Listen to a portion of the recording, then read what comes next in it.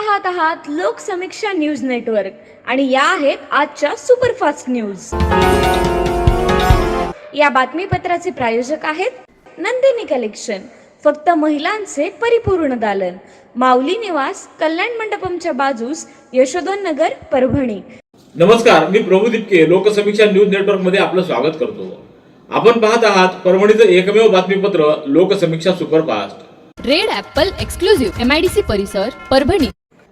Manwat police ठाण्यामध्ये दाखल असलेल्या शेळी, बैल या पशुधनाच्या चोरी व अन्य प्रकरणातील आरोपीला पकडण्यात परभणीच्या स्थानिक गुन्हे शाखेला यश आले। स्थानिक गुन्हे शाखेने केलेल्या कारवाईमध्ये यातील आरोपींना जेरबंद करण्यात आलेला आहे। याबाबत मानवत पोलीस ठाण्यामध्ये गुन्हा दाखल करण्यात आलेला होता। दरम्यान 24 फेब्रुवारी रोजी स्थानिक गुन्हे शाखेचे पोलीस निरीक्षक विवेकानंद पाटील, रंगनाथ दुधाटे, चंदनसिंह परिहार, मधुकर चट्टे, सुग्रीव केंद्रे, निलेश भुजबळ, सचिन भदरगे, गजानन क्षीरसागर यांचं पथक शहरामध्ये गस्तीवर असताना बसस्थानकावर आला असताना त्यांना साखळा प्लॉट परिसरातील आरोपी राहुल सिंग यानं मानवत तालुक्यातल्या मंगरुळेतून एक शेळी व एक बोकड चोरून आणल्याचं कळालं। या माहितीच्या आधारे पथकानं साखळा प्लॉट इथं त्याच्या घरी जाऊन त्याला ताब्यात घेतलं। त्यानं घरी बांधलेला बोकूड देखील आढळून आला। याबाबत त्याची चौकशी केली असता त्यानं सदरची शेळी व बोकूड हा मंगरुळ येथून साथीदारासह दुचाकीवर चोरून आणल्याचं सांगितलं। यानंतर त्यानं केलेल्या कारवाईमध्ये पथकानं आरोपीसह 21,000चं बोकूड देखील जप्त केलंय। पुढील कारवाईसाठी त्याला मानवत पोलिसांकडे सुपूर्द करण्यात आलंय। मोफत आरोग्य तपासणी शिबिरामध्ये उपचार घेतलेल्या रुग्णांना अचानक आरोग्याच्या समस्या जाणवत असल्याचं पुढे आलंय। तालुक्यातल्या मिर्झापूर इथं पिरॅमल स्वास्थ्य या खासगी संस्थेनं 24 जानेवारी रोजी मिर्झापूर इथं मोफत आरोग्य तपास शिबिर फिरत्या वाहनात घेतलं होतं।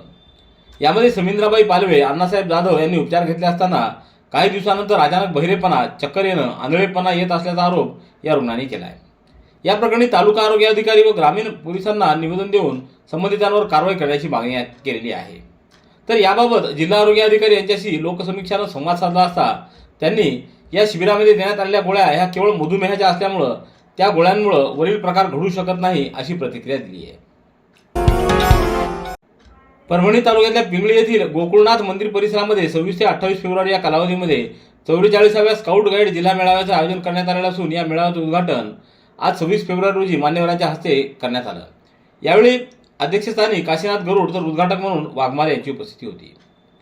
तर पिंगळीचे सरपंच अंगद गरुड, उपशिक्षणाधिकारी मोरे, आबा गरुड, उपेंद्र दुधगावकर, सुनीता गुळवे, सुधाकर आंदोले, दीपक धुतमल, आयुक्त गाईड लटपटे, छाया कनकुटे, रमेश जाधव, शेख मॅडम, मेहर मॅडम आदींची यावेळी उपस्थिती होती। या जिल्हास्तरीय मेळाव्यामध्ये परभणी जिल्ह्यातील विविध शाळांनी आपला सहभाग नोंदवला आहे। सततचे दवाखाने करून कंटाळलात? आता शेवटचा उपाय। डॉक्टर गोविंद कामटे यांचे बालाजी आयुर्वेदिक निसर्गोपचार केंद्राला भेट द्या। शुगर, मूळव्याध, ॲलर्जी, सोरायसिस, गजकर्ण, दमा, लठ्ठपणा, गुडघेदुखी, कंबरदुखी, वात, गाठीचे आजार, लकवा, केस गळणे, मुतखडा, सफेद डाग यांसारख्या जुनाट आजारांवर खात्रीशीर उपचार केले जातात। दारू सोडवण्यासाठी विशेष उपचार उपलब्ध। संपर्क डॉक्टर गोविंद कामटे, आयुर्वेद विद्याविशारद, बालाजी आयुर्वेदिक निसर्गोपचार केंद्र, तलाठी कार्यालयाच्या बाजूला, वसमत रोड, परभणी। संपर्क 9921691008।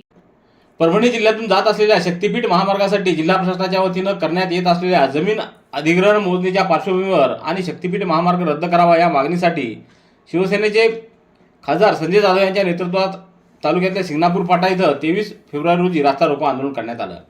या प्रकरणी आयोजक खासदार संजय जाधव, स्वाभिमानी शेतकरी संघटनेचे जिल्हाध्यक्ष किशोर ढगे, प्रहार जनशक्ती पक्षाचे जिल्हाप्रमुख शिवलिंग बोधने, कॉम्रेड माधुरी क्षीरसागर, प्रसाद गोरे आदींसह विविध पक्षाच्या पदाधिकारी, कार्यकर्त्यांसह इतर 10 ते 15 शेतकरी आंदोलकांच्या विरोधात दैठणा पोलिसात 24 फेब्रुवारी रोजी महाराष्ट्र पोलीस कायद्यान्वये गुन्हे दाखल करण्यात आले आहेत।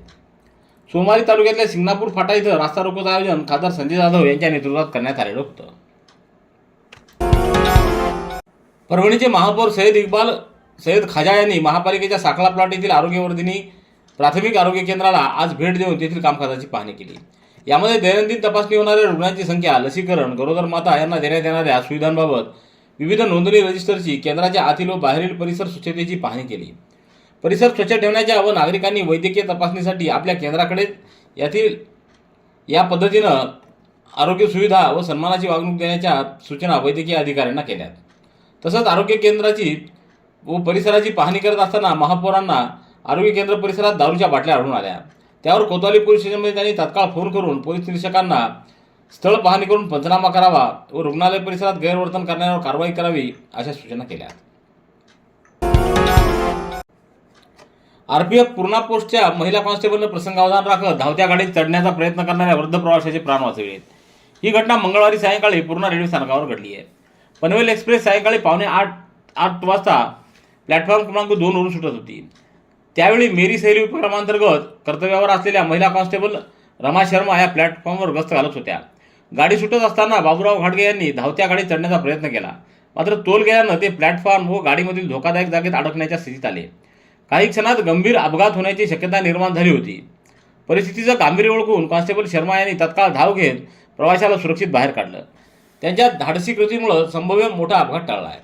या घटनेनंतर प्रवाशांची प्रकृती ठणठणीत असल्याची माहिती आरपीएफ कडून देण्यात आली आहे. तर या शौर्यपूर्ण कार्याबद्दल संबंधित प्रवासी व त्यांच्या कुटुंबियांनी आरपीएफचे आभार मानले आहेत. परभणीच्या कादराबाद प्लॉट परिसरातील एका 25 वर्षीय युवकानं हायब्रिड पद्धतीनं शिक्षण घेण्यासाठी डिसेंबर 2024 मध्ये ॲडोव्हाय कन्सल्टन्सी मार्फत अमेरिकेतील एका विद्यापीठाकडे अर्ज करून प्रवेश निश्चित केला. परंतु कन्सल्टन्सी यांना हायब्रिड एज्युकेशनसाठी ॲडमिशनबाबत बोलणी झालेली असतानाही युनिव्हर्सिटी यांनी ॲडमिशन कंपल्सरी रेग्युलर ॲडमिशन घ्यावं लागेल असे त्यांना तिथे गेल्यानंतर कळवलं. ही बाब लक्षात येता त्यांनी दिलेले पैसे परत मिळवण्यासाठी प्रयत्न करूनही त्यांना प्रतिसाद न मिळाल्यानं त्यांनी सायबर सेलकडे तक्रार केली. या तक्रारीनंतर मागील 1 वर्षापासून केलेल्या पाठपुराव्याला यश आलं असून विद्यार्थ्याला त्याचे पैसे परत मिळाले आहेत. सायबर सेलचे पोलीस निरीक्षक बुद्धिराज सुकाळे, पोलीस उपनिरीक्षक आदित्य लाकुळे, सायबर सेलचे पथकानं संबंधित कन्सल्टन्सीकडे वारंवार पाठपुरावा केला. या प्रकरणाची माहिती देत दाखल तक्रारीच्या अनुषंगानं करण्यात येणाऱ्या कारवाईबद्दल सांगून विद्यार्थ्यांचे पैसे परत करण्यास भाग पाडले. सायबर सेलकडून तांत्रिक पुराव्याच्या सहाय्यानं करण्यात आलेल्या कारवाईनं सदर पैसे परत मिळाले आहेत. एसके फर्नीचर लेकर आया है ओरिजिनल सागवान का सोफा सेट, पलंग, शोकेश, अलमारी, दरवाजे, चौखट और भी बहुत कुछ। एसके फर्नीचर पर सभी प्रकार के फर्नीचर्स अवेलेबल है। हमने हमारे शोरूम की लोकेशन दरगाह रोड से बदलकर जाम रोड केनॉल के पास की है। आप एसके फर्नीचर में आए और अपने पसंद का फर्नीचर खरीद के अपने घर की रौनक को बढ़ाएं। और हाँ, एसके फर्नीचर पर आप किसी भी फर्नीचर को अपने हिसाब से कस्टमाइज कर सकते हैं। हमारे पास सागवान कट साइज इंडियन टेक माल कटिंग करा हुआ मिलेगा या फिर ऑर्डर के हिसाब से भी कटवा कर मिलेगा। हमारा पत्ता जाम रोड केनॉल के पास। मोबाइल नंबर 9420033825 या फिर 9923257259। परभणी जिल्ह्यात 31 डिसेंबर 2026 पर्यंत काही सण उत्सवाच्या काळात ध्वनीची विहित मर्यादा राखून सकाळी 6 ते रात्री 12 वाजेपर्यंत ध्वनिवर्धक व ध्वनिक्षेपक वापराला सूट देण्यात आलेली आहे। जिल्हा दंडाधिकाऱ्यांनी याबाबत दिलेल्या आदेशानुसार ईद ए मिलाद, डॉक्टर बाबासाहेब आंबेडकर जयंती, महाराष्ट्र दिन, गोपाळकाला, ख्रिसमस आणि 31 डिसेंबर या दिवशी प्रत्येकी 1 दिवस सवलत दिली आहे। तर गणपती उत्सव, श्री गणेश चतुर्थी आणि अनंत चतुर्दशी आणि दिवाळी, लक्ष्मीपूजन व दिवाळी पाडवा या उत्सवांसाठी प्रत्येकी 2 दिवसाची मुभा आणि नवरात्र उत्सवासाठी घटस्थापना, सप्तमी, अष्टमी, नवमी अशी 4 दिवसाची मुभा देण्यात आलेली आहे। ही सवलत ध्वनी प्रदूषण नियमन व नियंत्रण अधिसूचनेत नमूद केलेल्या ध्वनी मर्यादा व इतर अटींचं पालन करूनच लागू राहील। नियमाचं उल्लंघन होणार नाही याची दक्षता घ्यावी असे या आदेशामध्ये नमूद करण्यात आलेलं आहे। एकीकडे लग्नाची लगबग आणि दुसरीकडे कारागृहातील बंदिवास अशा कात्रीत सापडलेल्या स्वप्नील शिंपले या तरुणाला परभणी सत्र न्यायालयानं दिलासा दिला असून त्याची जामिनावर सुटका करण्याचे आदेश दिले आहेत। 19 फेब्रुवारीला रात्री 11च्या सुमाराला बोरी इथं पुतळा प्रतिष्ठापना प्रसंगी दंगल झाल्याचं नमूद करत पोलिसांनी बोरी पोलिसात गुन्हा नोंदवला होता। सरकारी कर्मचाऱ्यावर जीवघेणा हल्ला करण्यापासून ते दंगल घडवण्यासाठी गुन्हेगारी कट रचण्यापर्यंतचे गंभीर आरोप लावून पोलिसांनी आरोपींची नाकेबंदी केली होती। संशयित म्हणून स्वप्नील शिंपले या तरुणाला शुक्रवारी अटक करून त्याच दिवशी त्याची रवानगी न्यायालयीन कोठडीत करण्यात आली होती। त्यानं ॲडव्होकेट सुनील बुधवन याच्यामार्फत जमानतीसाठी परभणी जिल्हा व सत्र न्यायालयात अर्ज दाखल केला। पोलिसांनी एफआयआर मध्ये ज्या आरोपी क्रमांक 42 लक्ष्मण माटे यांच्यावर दंगलीचे आणि हल्ल्याचे कलम लावले आहे त्या व्यक्तीचे निधन 14 नोव्हेंबर 2015 रोजी झाले। जो माणूस 10 वर्षापूर्वी हे जग सोडून गेला तो दंगल करायला आणि पोलिसांवर हल्ला करायला प्रत्यक्ष कसा हजर राहू शकतो असा मुद्दा मांडत त्यांनी या प्रकरणात दाखल एफआयआर मध्ये आरोपींची नावं ही यांत्रिकी आणि मनमानी पद्धतीनं गोवण्याचं न्यायालयाच्या निदर्शनास आणून दिलं। त्यावरून न्यायालयानं शिंपले याला जामीन दिला आहे। जय महाराष्ट्र शासकीय निमशासकीय अधिकारी कर्मचारी संघटना यांच्या बेमुदत संपाच्या ठिकाणी भारतीय जनता पार्टी महानगरचे जिल्हाध्यक्ष शिवाजीराव भरोसे यांनी भेट देऊन कर्मचाऱ्यांशी संवाद साधत त्यांच्या मागण्या जाणून घेतल्या। यावेळी संघटनेचे जिल्हाध्यक्ष सचिन भुरेवार, रामदास पवार, नितीन तिखे, दीपक शिंगोटे, व्यंकटेश तोरंबेकर, आनंद वैरागड, आनंद निरपणे, संतोष नावाडे यांची उपस्थिती होती। परभणीच्या शारदा महाविद्यालयात स्वामी रामानंद तीर्थ मराठवाडा विद्यापीठ नांदेड व शारदा महाविद्यालयाच्या संयुक्त विद्यमाने डॉक्टर बाबासाहेब आंबेडकर व्याख्यानमालेअंतर्गत भारतीय संविधान निर्मिती या विषयावर व्याख्यान आयोजित करण्यात आलं। यावेळी घेण्यात आलेल्या कार्यक्रमाला अध्यक्ष म्हणून प्राचार्य डॉक्टर बबन पवार तर प्रमुख अतिथी म्हणून ज्ञानसाधना महाविद्यालयाचे प्राचार्य डॉक्टर अनिल सिंगारे उपस्थित होते। यावेळी व्यासपीठावर हिंगोलीतील संजय जाधव, उपप्राचार्य डॉक्टर श्यामसुंदर वाघमारे, कार्यालय प्रमुख सुरेश जयपूरकर यांची उपस्थिती होती। ग्रंथराज ज्ञानेश्वरी सहस्त्र पारायण स्मृती सोहळ्याचं मागील 7 वर्षापासून शहरातील शिवरामनगर वसमत रोड येथील हनुमान मंदिर इथं आयोजन करण्यात येतं। 19 फेब्रुवारी रोजी ग्रंथराज ज्ञानेश्वरी पारायण तथा हरिनाम सप्ताहाची सुरुवात करण्यात आली होती, ज्यामध्ये प्रथम दिवशी हरिभक्तपरायण गोविंद पोंडे गुरुजी यांच्या कीर्तनानं सुरुवात करण्यात आली। त्याचबरोबर हरिभक्तपरायण अनुसया गजानन भारती, हरिभक्तपरायण भीमाशंकर गुरुजी, हरिभक्तपरायण खनपटे शास्त्री, हरिभक्तपरायण दत्ता महाराजगिरी, एकनाथ खटिंग, हरिभक्तपरायण अनंत महाराज दैठणा यांचं कीर्तन संपन्न झालं। तर आज 26 फेब्रुवारी रोजी हरिभक्तपरायण श्री ज्ञानेश्वर माऊली महाराज करंजीकर यांच्या काल्याच्या कीर्तनानं या कार्यक्रमाची सांगता करण्यात आली। Red Apple furniture, smart furniture for smart people, exclusive Parbhani शहरातील भव्य शोरूम रेड ॲपल एक्सक्लुझिव्ह, भारतातील स्मार्ट फर्निचर ब्रँड आता आपल्या परभणी शहरामध्ये। हो आता आपल्या परभणी शहरामध्ये या अंतर्गत ऑफिस, बेडरूम, डायनिंग, लिव्हिंग इत्यादी प्रकारचे फर्निचर आपणास मिळेल। Bedroom set, bed, dressing table, sofa set, कपाट, डायनिंग टेबल टीपॉय आणि स्टील फर्निचर इत्यादी सर्व प्रकारचे फर्निचर तेही आकर्षक किमतीमध्ये उपलब्ध आहे। एक वेळ अवश्य भेट द्या। रेड ॲपल फर्निचर, MIDC परिसर, भारतीय स्टेट बँकेच्या जवळ, परभणी। सन 1986-87 मध्ये परभणी इथं झालेल्या पोलीस भरतीत दाखल झालेल्या प्रशिक्षणार्थी बॅचमधील सर्व 50 सेवानिवृत्त पोलीस बांधवांनी एकत्र येत स्मृतिगंध मैत्रीचा हा स्नेह मेळावा 24 फेब्रुवारी रोजी पाथरी रोडवरील सरदेश पांडे हुरडा पार्टी परिसरात जल्लोषात साजरा करण्यात आला। अनेक वर्षानंतर प्रथमच एकत्र येत जुन्या आठवणींना उजाळा देण्याचा हा ऐतिहासिक सोहळा ठरला आहे। शालेय जीवनानंतर मित्र एकत्र येतात असे आपण ऐकतो, मात्र पोलीस सेवेत भरती झाल्यानंतर तब्बल 4 दशकानंतर अशा पद्धतीनं राज्यात प्रथमच पोलीस बांधवांचा स्नेह मेळावा आयोजित करण्यात आल्याची भावना उपस्थितांनी व्यक्त केली।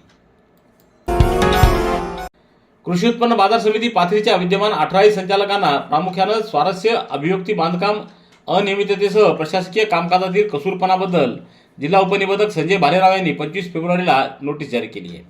या नोटिशीमध्ये कलम 45(1) अंतर्गत आपलं संचालक पद का अपात्र करू नये असं नमूद केलेलं आहे।